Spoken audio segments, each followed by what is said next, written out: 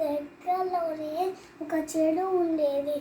ఆ చెరువులో 3 చేపలు, ఒకటి సుమతి, కాలమతి, మందమతి.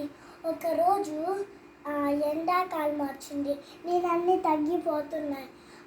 ఒక్క మనుషులు చెరువు కాడ కూర్చొని మాట్లాడుకుంటున్నారు. ఏమని?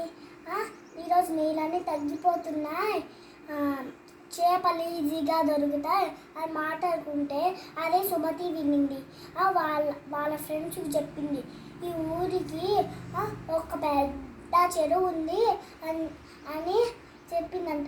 అప్పుడు మనుషులు ఆ చేపలు పట్టుకుంటారని చెప్పింటే అప్పుడు వాళ్ళు వినలే అంట. రేపు చూసుకుందాంలే సంగతి అమ్మిందంట.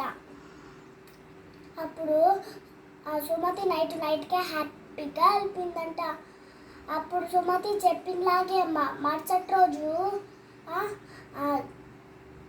చెప్పినలాగే మనుషులు వాళ్ళ నీళ్ళలోకి వేసారంట.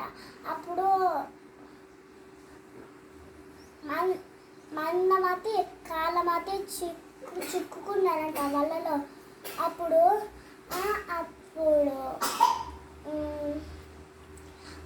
వాళ్ళిద్దరు చిక్కుకుని ఉంటే సుమతి చెప్పినలాగే నైట్కి హ్యాపీగా వెళ్ళిపోయిందని కాలమతి ఒక ఐడియా వేసిందంట.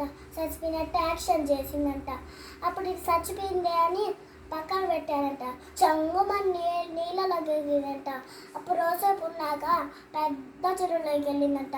అప్పుడు మందమతికి ఏం ఐడియా రాక ఇంటివి కోసుకొని తిన్నారంట. అప్పుడు దాంట్లో నీతి ఏంటంటే ఎప్పుడు సుమతి లాగా ముందు చూపు ఉండాల.